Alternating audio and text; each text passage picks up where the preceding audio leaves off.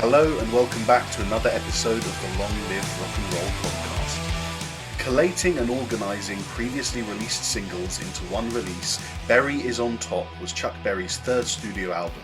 Acting essentially as a mini greatest hits compilation, this 1959 release contains some of Berry's most well-known songs, including Johnny B. Goode and Roll Over Beethoven. To discuss this with me is my co-host, Mr. Felipe Amarim. How you doing, bro? Doing great, man, and you? Good, yeah, very well, thank you, very well. Keeping well over there? Yeah, It was your birthday this week, wasn't it? How did you... Exactly, I just feel older, that's fine. Well, that's what happens with birthdays, Felipe. Yeah. To get one Back pain and all that stuff. Yeah, Things like you only have after 40. Every year that goes on, another limb just starts Exactly. starts aching. Exactly, but feeling great overall. Excellent. Well, happy birthday, man. Thank you very much. Chuck Berry. Now, this, I have to say, I really enjoyed this one. And obviously we're going to get into it now. Just a few quick details about the album. Released July 1959. Now, it was recorded... This wasn't like a normal album, and we're going to get into this pretty soon.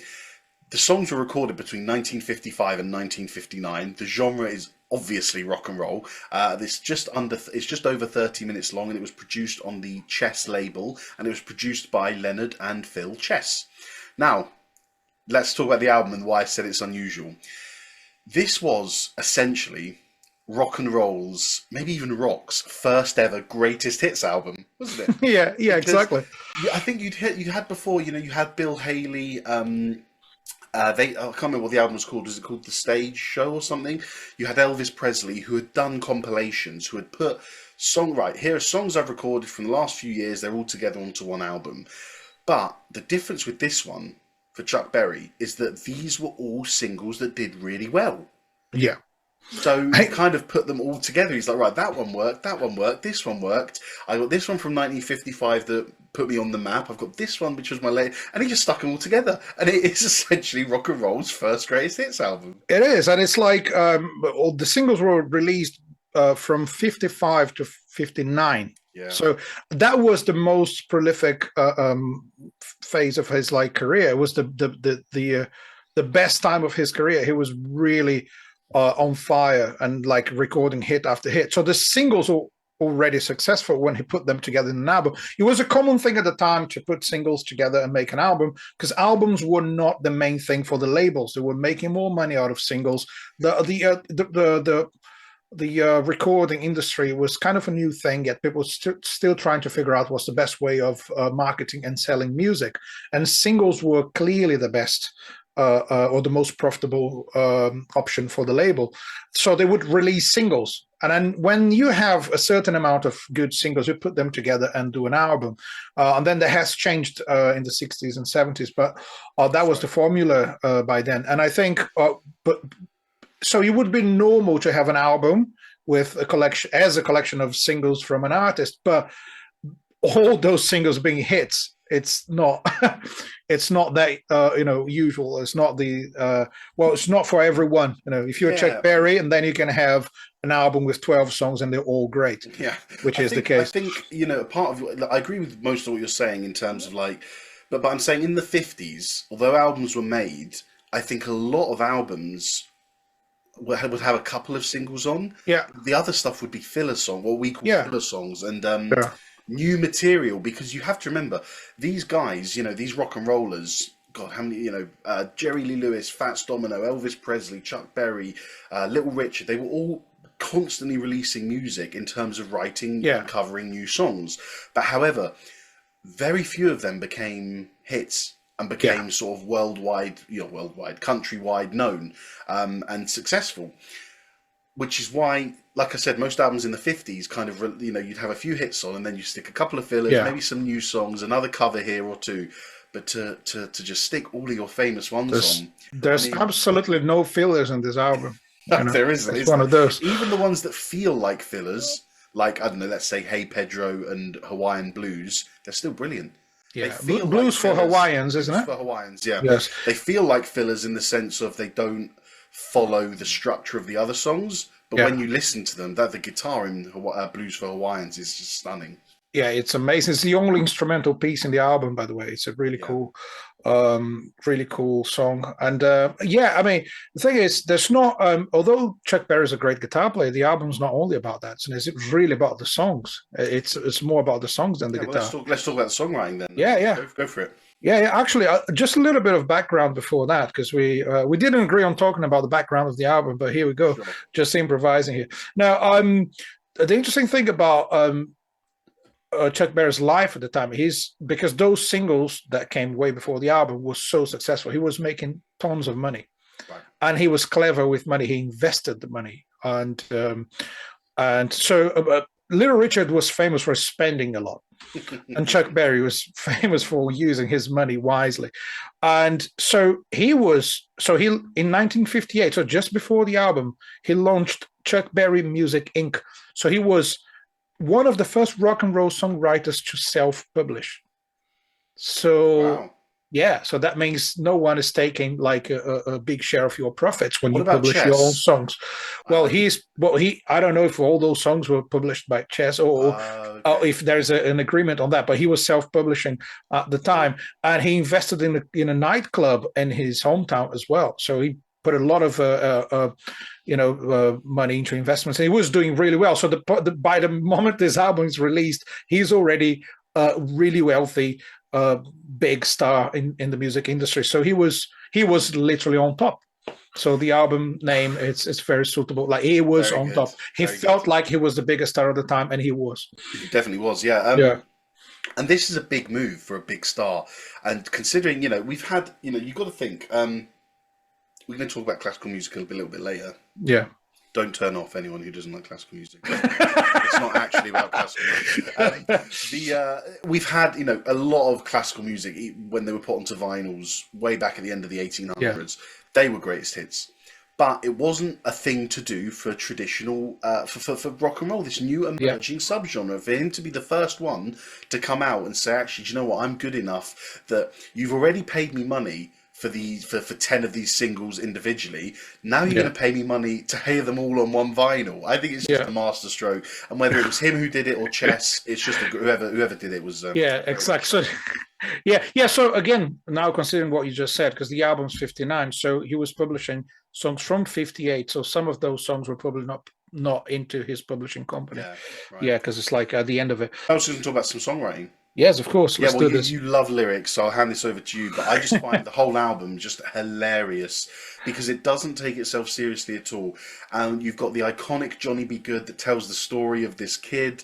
Roll Over Beethoven, I'm going to touch on a little bit later. But the whole album is just full of wit, humour, whilst supporting and exuding the kind of youthful energy of the 50s, the rebellion, the ambition that these kids had, and this new style of music, putting across, I don't want to say the word aggression, but do you know what? It almost is aggressive.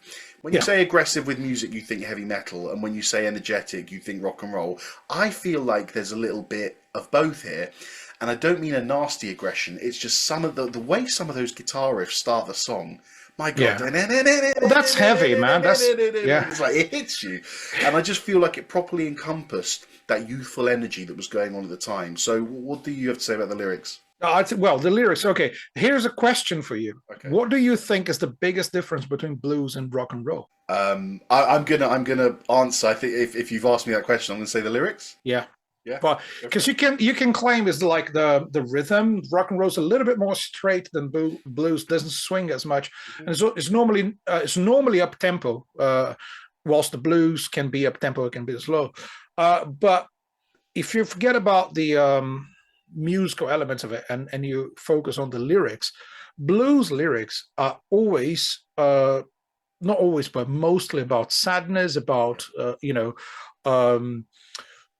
about the things you couldn't achieve, the things you haven't done, you're suffering, because it started as things that were sung by either working class people or slaves. Got to consider that those people are not having a great time. So the lyrics are normally a bit like, some people can even claim it's a bit depressive sometimes, but the blues is about getting rid of that feeling. So that's why you sing about it. Right. Chuck Berry though wanted to sing the blues. So I'm going to quote him on this, because that's That is amazing. What he said was like, I wanted to play the blues, but I wasn't blue enough. We always had food on the table.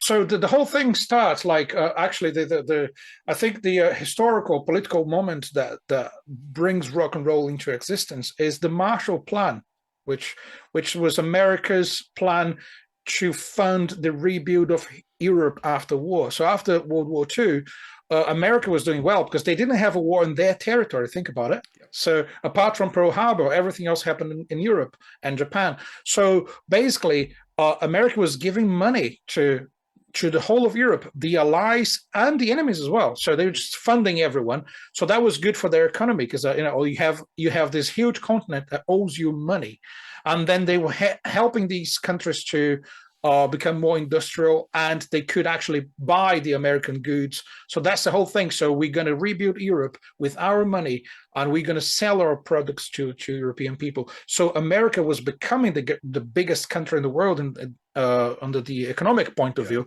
So there's no place for the blues in terms of lyrics. So everyone is starting to do well in life and buying fancy cars and going to nightclubs and dancing. That's why rock and roll songs are about like teenagers or young people in general going out and having a good time because they had the money for it.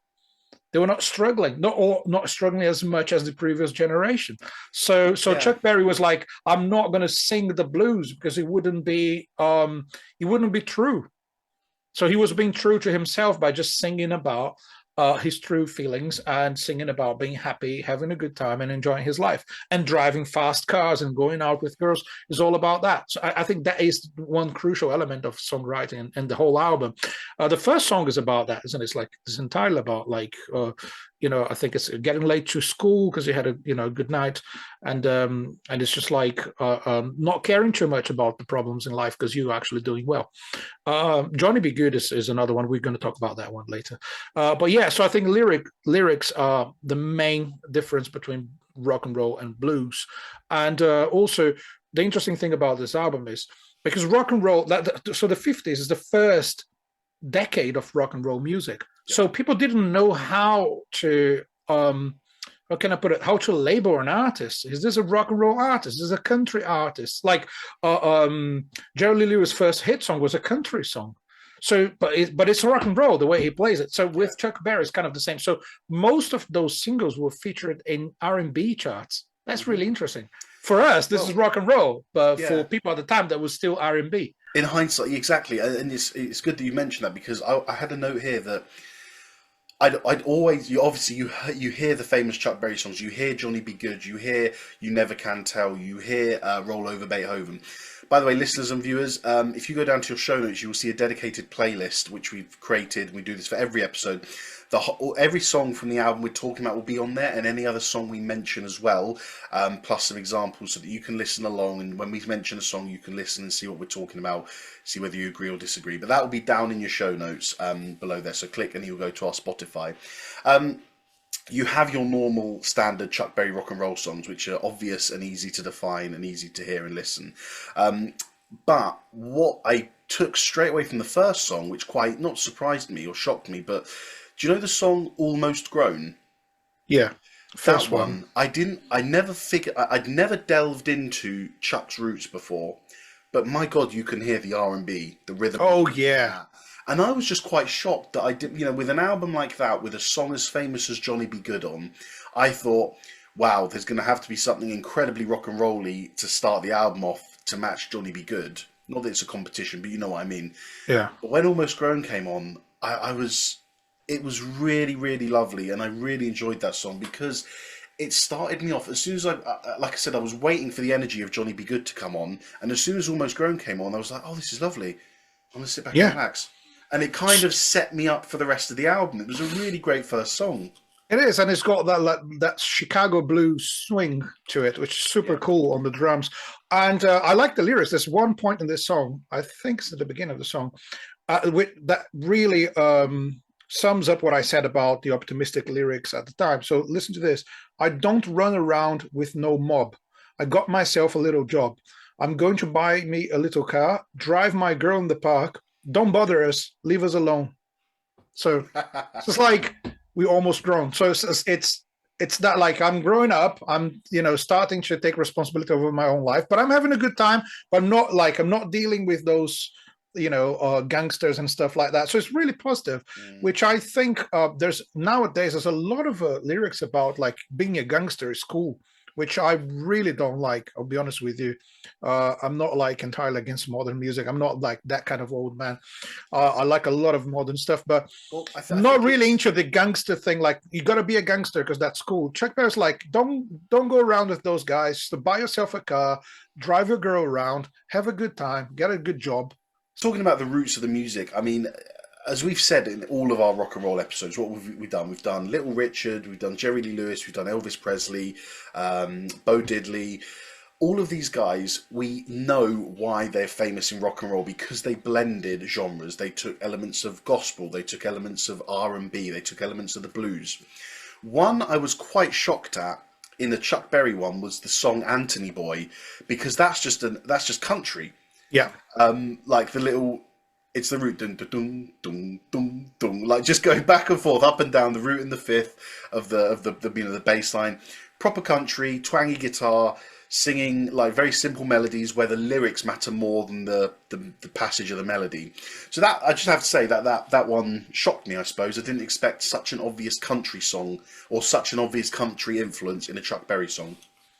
Exactly, it's more evident on that one. When if you listen to Maybellene, that for me is a country song, but it's too heavy for country. It's just that I think it's just the guitar makes it rock and roll. Very my opinion. Okay, yeah, it's not like an official critique of the song. It's just my opinion on it. It's like if you listen to it, it's a kind of the double tempo sort of the train beat, right? Train. Yeah, it's not necessarily a train beat, but you got the snare on the offbeat, so it's like. It feels like a double tempo kind of vibe, and it's that's country, that's Western swing, that's like the early country stuff is all played like that. Exactly. And that song is a good example of that. Again, the lyrics are not country, and the guitar is definitely not country, but the rhythm is country. Another one I wanted to touch on, and I mentioned it earlier, well actually both of these I want to talk about. Blues for Hawaiians, I just wanted to sort of touch on a little bit and just say how different it was, because the emphasis on, we're going to talk about guitar in a little bit, but the emphasis on guitar in this album is very much on the riffs and on the rock and roll side of things and the chords that he's playing, the freedom he has with the guitar. Slide guitar in Blues for Hawaiians that kind of took me by surprise.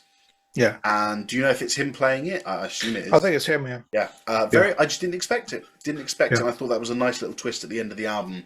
But the other one I want to talk about was Hey Pedro, which is hilarious because imagine you do that now, he'd be cancelled, wouldn't he? Oh, yeah. You can't imitate a Mexican. You can't do a Mexican accent like that. Or Cuban, I don't know, isn't it? Because it's Havana.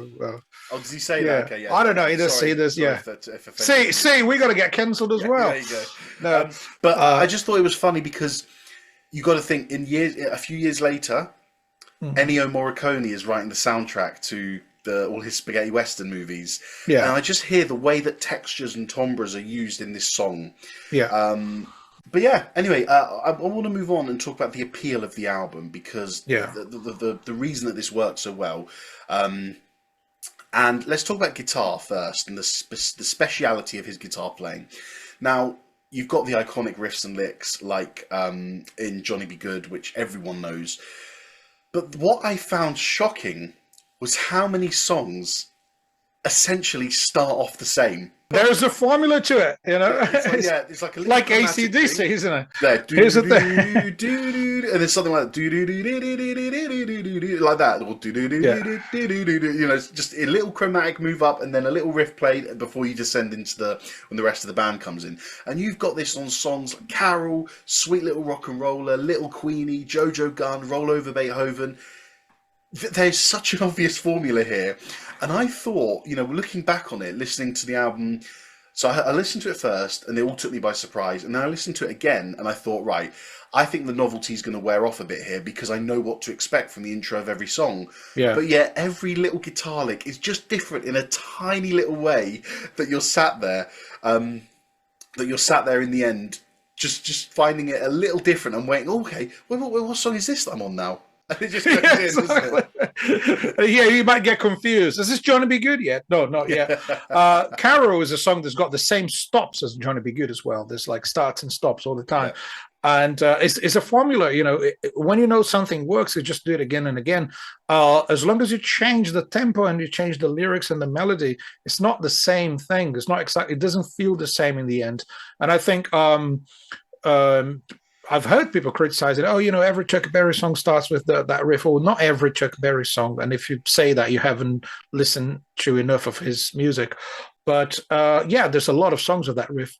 But that's his riff. It's just like the Jimi Hendrix chord. Yeah. He used in a lot of songs. That's his chord. That's his interpretation of a particular kind of chord. And it's the same with Chuck Berry. So he came up with that sort of lick, which everyone borrowed and copied after him. So he was entitled to use that riff as many times as he wanted. That's my opinion.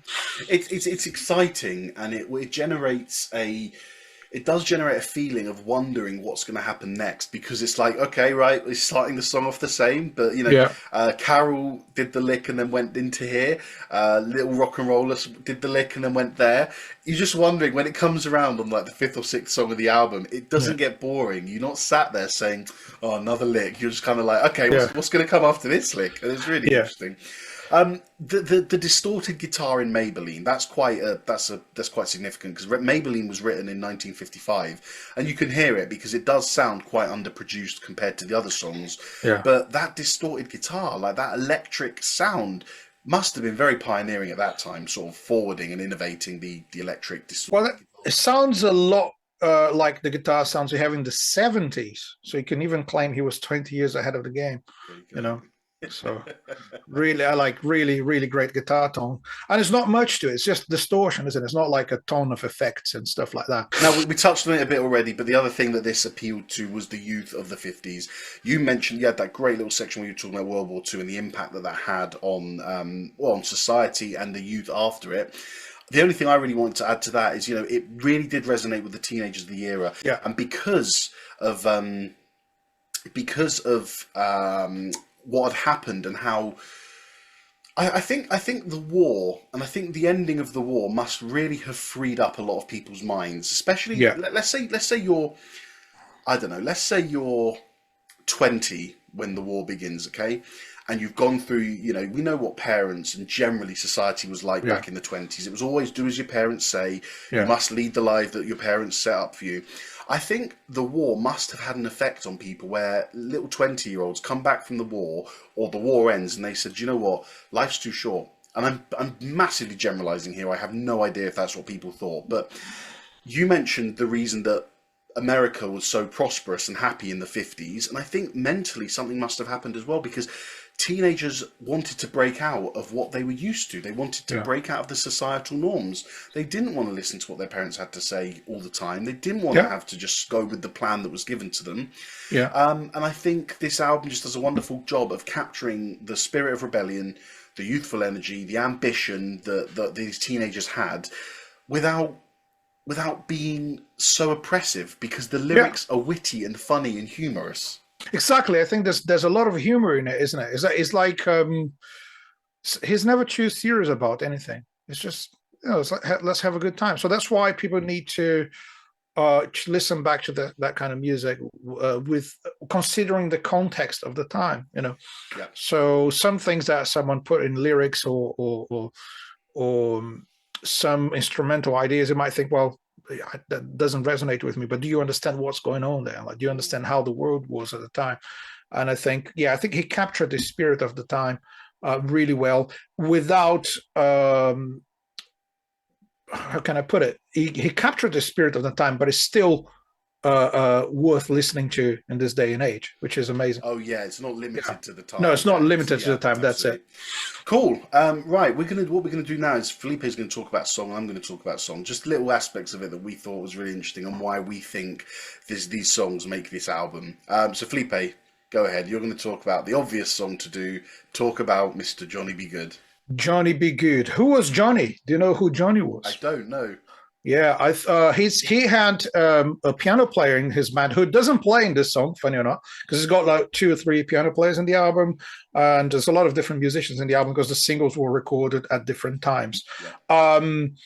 And the song was originally inspired by Johnny Johnson, who was his piano player. So he wanted to talk about Johnny's life. So like a country boy, whatever.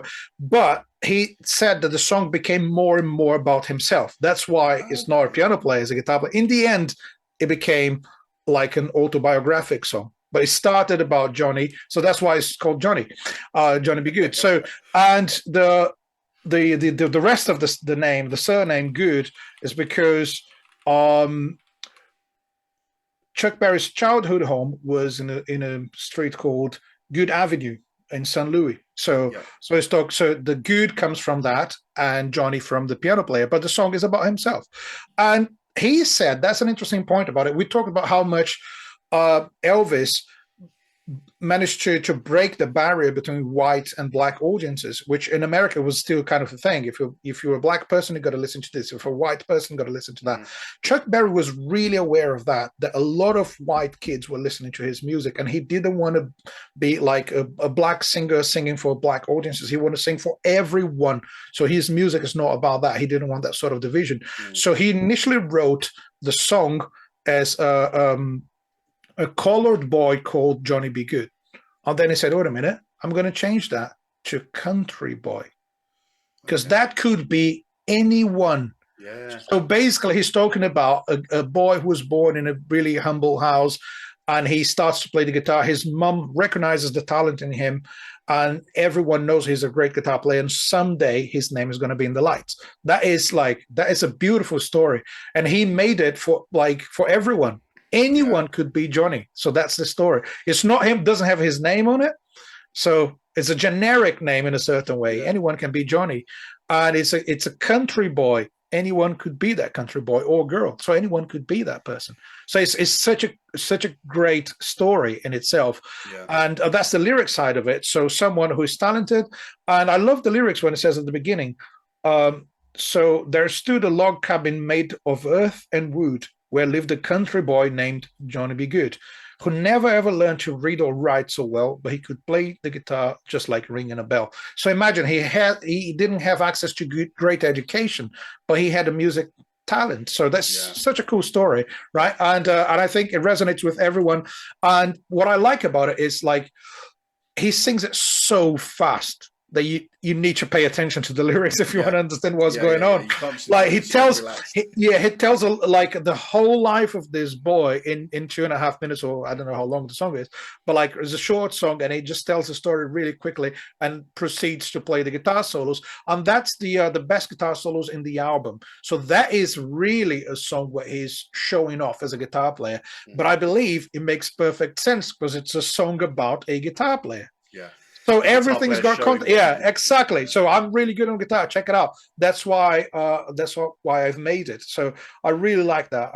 I love the lyrics. I love the context. Now, I'd like to just quickly reference that this song gets played in the movie Back to the Future. Oh yes, when he goes back to the 50s, and Marty McFly plays it at the ball of the high school dance, and he goes off soloing, and the audience is stood there looking at him, and he goes, "Yeah, you guys aren't quite ready for this yet, are you?" But your kids are gonna love it. But your kids are gonna love it. Perfect, So he plays Johnny B. Goode before the song was written. It's just phenomenal scene, that one. And he plays the guitar himself. I think some studio musician recorded, but like the audio is out of sync in the movie, but Michael J. Fox is playing it properly. Sorry, please carry on. That is one of these well-known. This song is known for that movie as well. Yeah, exactly, and it's one of the things that made Chuck Berry kind of popular again after many years. It's like everyone knows the song from that movie, and it's such a perfect song for that scene. And he really shows like there's a little kind of blues. He just turns to the band and says, it's just a blues, right? Just follow me. And it's just a blues in terms of chords and progression and structure, but it's not blues. So the band is shocked and the audience is shocked because that's too heavy, right? That really that scene is just perfect for the song, or the song is perfect for the scene as well. Yeah. So the other thing I want to say about that is like there's that there's a conflict between guitar and drums in the song. Have you noticed that? Where? Well, the whole song, he's swinging, but not that much. He's bringing the riff into the kind of straight vibe that we know as rock and roll. Okay. Well, how can I explain that? Like in music terms, like when you play a straight vibe in 1 and 2 and 3 and 4 and 1, as opposed to shuffle, which is from the blues. It's 1, 2, 3, 4.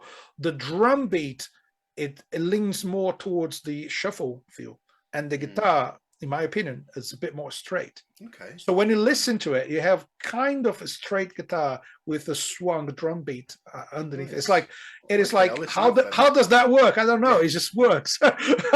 So that song for musicians, you can play it as a straight feel or a shuffle feel, and it works both ways. And you can even have two musicians playing slightly different vibes in the same thing. It works because it's way too fast. So you can't really notice that conflict, that rhythmic conflict. Do you know who plays bass in this one? Yeah, I do. Go on. Willie Dixon, who was a phenomenal blues musician, had loads of hits of his own, and influenced a lot of blues and rock artists that came after him. He plays bass in loads of the songs in this album, and he's essential. Yeah, he's essential to the album. Yeah, all the double bass tracks, I think it's him, and the electric bass, someone else. But yeah, he plays a big role in the album. So yeah, that's it. That's Johnny B. Goode, one of the most influential songs of all time. And if you're a guitar player, you have to learn that riff. It's kind of mandatory, isn't it? The funny thing is, one of my mates, he's sort of just started learning guitar, and the irony is that he's learned this riff. It's one of the first things he's learned, and he's not. I'm trying to say this without offending him or Chuck Berry. He messes it up sometimes when he plays it, but when he messes it up, it doesn't sound that far away from the original. And that's not saying Chuck Berry couldn't play guitar, far from it, but Chuck Berry had such a loose, wild way of playing it. I bet if you were to transcribe Chuck Berry's playing accurately, it wouldn't be in perfect time. No. There'd parts that were too slow, he speeds up at this part's a bit slow and a bit messy. The loose, wild freedom that he has with this guitar playing is what makes rock and roll. And to have that much of an influence without being able to play guitar perfectly is again what makes this song so iconic. And again, rock and roll, blues, R&B, soul, country, they're not metronomic. No, they're about feel. Exactly. So you have that push and pull feel, which is evident in Johnny B. Goode. Yeah. I think Johnny B. Goode is, of course, it's his most famous song, but it's a great song. If you're not familiar with Chuck Berry, you start from that one, and then you listen to Maybellene, and then you listen to Over Beethoven, and then that's which you're going to talk about now, right? Let's do it. Yeah. So I'm just going to quickly touch on Roll Over Beethoven. The thing that got me is the title, because I am a massive classical music fan. It's probably my second favorite genre after heavy metal, and I just thought, I'd heard the song before. The Beatles have covered it. ELO have covered it. And I thought, I just wonder, I'm going to look into this a little bit. And now, obviously, since it came up on the album, I thought, what better time to do it now? What a hilarious song. Because what it is doing is it is doing what we said about the sort of encouraging the youthful teenagers, the young adults of America, to break away from societal norms. But he's not doing it. You've got... Throughout the 20s, 30s and 40s, you've got jazz became a massively popular genre in America. And there were people like Miles Davis, who household names, everyone knew. He didn't call the song Roll Over Miles because you kind of like, that's in the territory where you might offend a few people and you might lose a few fans. But Beethoven is too far away. He's still got fans, obviously. He still has a fan here in me today, but... You know what I mean? A lot of people back then in the 40s and 50s were still listening to classical music regularly. They were either listening to classical music, jazz, your traditional R&B, gospel and country, or traditional pop. Yeah. Rock and roll came and it was a new thing. And I think Chuck Berry's very clever in these lyrics because he doesn't want to piss off anyone. He doesn't want to say, he doesn't want to piss off the jazz lot, he doesn't want to piss off these lot. So he goes for the classical music, and it just symbolises the rise of rock and roll in this dominant music form, overtaking these genres that were established. And this is my favourite lyric. Roll over Beethoven and tell Tchaikovsky the news. I love that. I love that. There's a new genre here to stay, and it's rock and roll, rhythm and blues. And He's basically telling the DJ, stop with that now. Rock and roll is the new classical music. Yeah. Rock and roll is here to stay. And it's just again, just capturing that energy of the youth in the 50s. Break away from your parents and their tastes. Do your own thing. And come and check out this new subgenre of music. It's a massive artistic statement to do, but it's also a huge cultural statement. And what I mean by that is that looking back on it 30 years now, that is an iconic moment. Now, like I said, people were listening to jazz a lot in the 40s, not classical music so much. But to actually say what you guys were listening to in the 40s and 50s, park that to one side because there's a new genre here. Looking back at it now, however many years, Yeah, it's 70 odd years ago, special moment. Yeah, it is. It is special. Is hilarious, when he's funny, witty, clever lyrics, energetic, rock and roll, great guitar, everything. Yeah, it's just nothing is missing on that song. No, it's perfect. And the Beatles cover that song. They So did, yeah. there's a lot. So the artists that covered him, like the list is endless. Like everyone has played Johnny B. Goode and recorded at some point. But you have the Beatles doing Over Beethoven. You have, I had an album, like I had a Rolling Stones bootleg album, like when I was really young, and I was listening to it, and a CD, right, really old. And I was just really in love with this one song. I said, oh, that's the best Rolling Stones song ever. It was Little Queenie, which is actually a song from Berries on Top. So it's one of Chuck Berry's, I think Berries on Top is the soundtrack of post-war America. It has the feeling of every young person in the country summarized in the lyrics, and it's got the most aggressive guitar sound ever recorded to that point. And you have some of the best blues musicians playing in the band with him, making that transition from country and blues to rock and roll. So if you want to know what rock and roll is all about, you have to listen to Berries on Top. I think it is rock and roll's greatest hits, first album, as I said. And I'm going to finish this with a quote from John Lennon. If you had to give rock and roll another name, you might call it Chuck Berry. Perfect. And on that note, we will end, because that is not a more perfect quote could be said to end this episode. So anyway, guys, thank you very much for joining us. If you are listening on Apple and Spotify, we'll ask you to do a massive favour and scroll down to the bottom and give us a review, because it does a massive favour for us. Any review you give, if you give us 5 stars and write a little sentence, we're going to shoot up the charts. We're going to be seen by more people, and we'll be listened to and heard by more people as well, which does the world of good for us. 20 seconds of your time, but means a lot to us. If you're watching on YouTube, please hit like and subscribe so you can stay up to date with our new content. Thank you once again for joining us on another episode. Thank you very much for being with us once again. Keep on rocking, everyone, and don't do anything I wouldn't do. And as usual, take care, guys, and long live rock and roll.